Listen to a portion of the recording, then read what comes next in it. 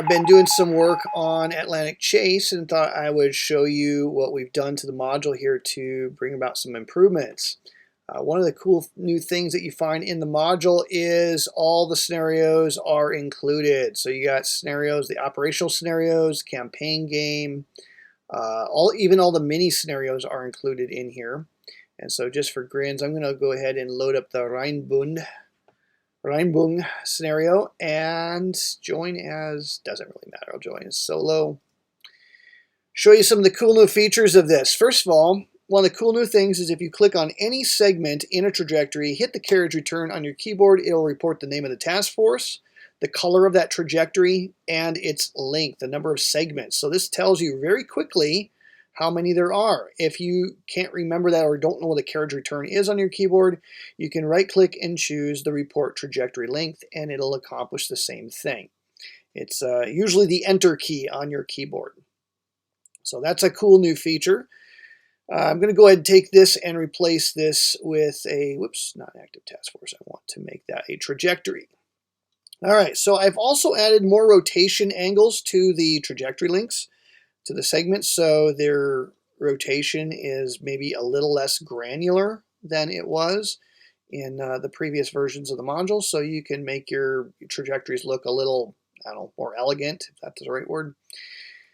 So we're going to go ahead and take and snake this group around. I know this is a long shot, but who knows. We're going to go ahead and try to get a look at this convoy out here. All right, now when we go in here, we're going to get an intel marker because of the station located there. And we'll drop down, down, down. All right.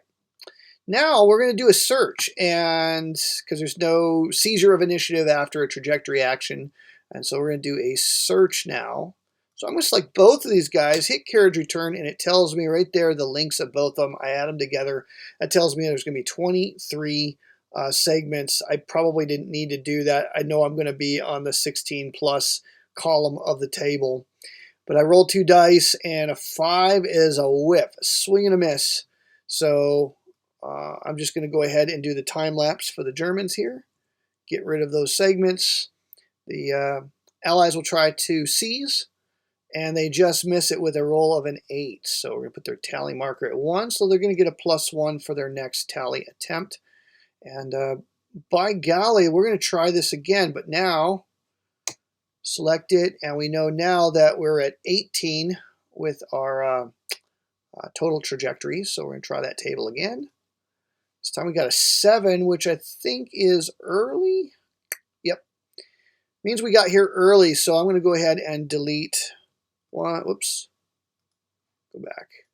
Just delete that one, those two, and that one per that result. And we'll take away 3 segments from the trajectory here.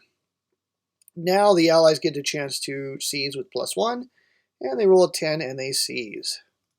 So now we roll for the weather. No weather change, and now the Allies can look at their task forces and figure out what we want to do here. Should we send the Hood after the Bismarck? Why not? What could possibly go wrong? So let's go ahead and do that. We're going to go ahead and send them up like so. Try to ambush them. And we'll go ahead and mark them like this. Now the Hood and the Prince of Wales are somewhere in this trajectory here. Okay, we don't know where they are exactly at the Admiralty office, and neither does Admiral Rader and his crew. They don't know exactly where they're at either. We also want to finish this trajectory, so before we do anything that's going to give the Germans a chance to seize the initiative, let's go ahead and just put these trajectories back into the Clyde-Liverpool hex. Whoops. Boom and boom. All right, so that is now done. I don't like that angle, so I'm just going to back it like that. All right, that looks pretty. All right, at this point, I think it might behoove us to go ahead and do the intel action. Now, let me show you what I did with the player aid cards. If you open these up, the first one that opens to this tab is going to be the Actions tab, and hopefully this isn't too big for your screen. I just wanted it big enough that players could use, and you can obviously resize the window however you like, but I wanted it nice and big, so I zoomed it into 125% for maximum visibility, and then you can scroll as needed. So we're going to be doing the signals right here. So what we're going to do is we're just going to basically convert that trajectory into a station. So we're going to go ahead and delete the Intel marker, select that, and choose to turn it into a station. So it gets rid of all of those other little trajectory segments and replaces it with that. Now at this point, if I go back to my player aid cards, there's an opportunity for the Germans to seize initiative, or it is possible maybe to go ahead and grab a different marker. If I go to pieces here, expand this out, look at the markers, there's an evasive marker, and it might be worthwhile to just grab that. That might be useful for the Germans to have in their back pocket. So I'm not saying this is great strategy necessarily, but I kind of like this idea, so I'm going to go and grab it. All right.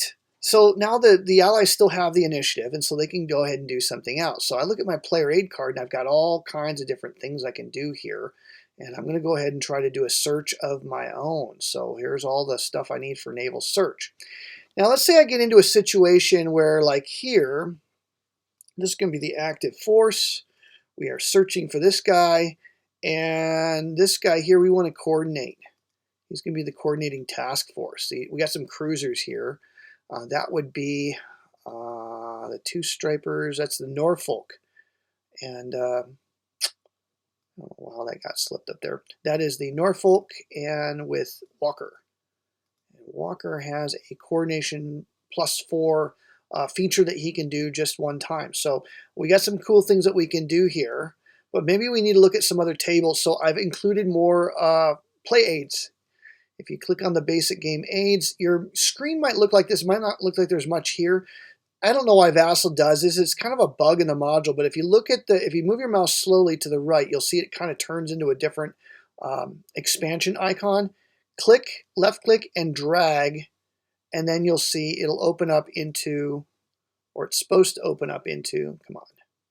It'll open up into a multi-page play aid. Then you can expand this window however you like. But the point is, all of the play aids are now in the module. So you can see, okay, what does coordination give for me? It's bad weather. So I normally get +1, but now let me look at my leaders. There's a leaders page here on the player aids. And so I can look at Walker. Walker's coordination modifier is +4, which is so much better. So we get a +4 to the roll instead of just the +1. So I think that's about it. And then I need to know how many segments. Well, I could just look at it now. But if I just do a carriage return, it quickly tells me there's 4 segments here. And of course, the Germans, well, they don't have a segment. They're a station. So I can just go ahead and roll 2 dice +4. That's going to be a heck of a roll and lead to probably a historic result here. 11 becomes a 16 on the Naval Search, so that's going to give us a sighting, a contact, and it's also going to allow for some kind of result. It looks like an eyeball with a red center of it. So what does that mean? Open our play aids, click on the basic aids.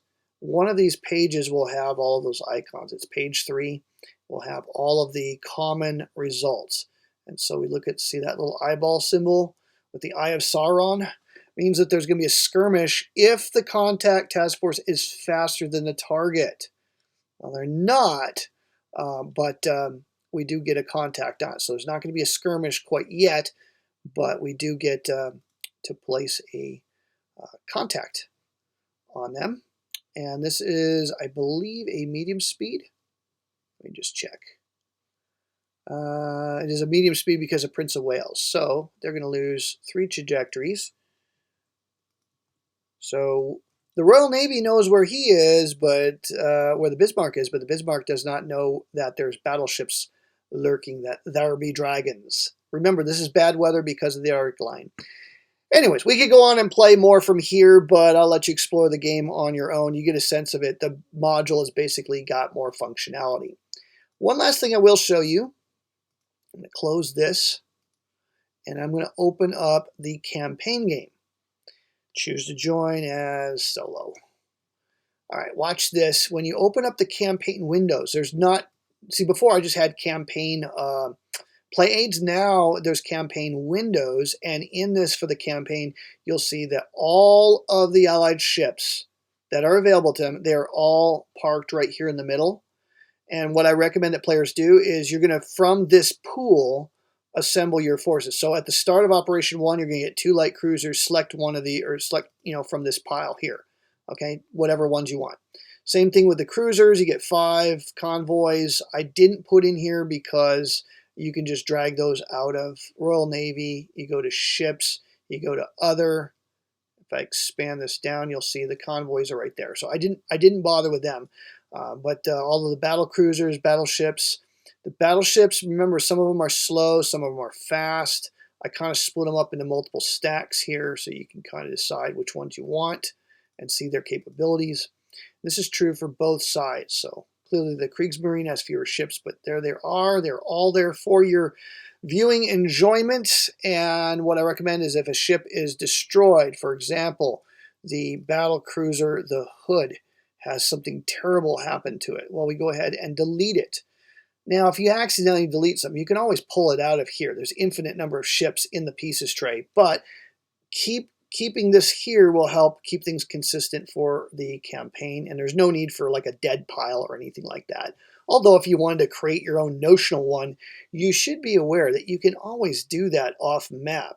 I mean, you can always zoom way out, gratuitously zoom out, and you'll see all this white space off to the right or even below. And so you can use that white space off to the right to make that. You can always do a custom zoom as well and say you want to look at it at maybe zoom to 2%. So we're just going to get a really tiny, there's our whole map right there. You got all this space to play with for Deadpool. So just give you an idea of what the module is capable of doing and what VASSAL is capable of doing. Hopefully that expands your borders just a little bit. All right, hope you enjoy the module. It is available on VASSALengine.org, and it's on the Atlantic Chase page, as you would expect. Hope you enjoy it. Hope you enjoy the video. Click and subscribe to the channel if you want to see more content like this. Thanks, and we'll see you around.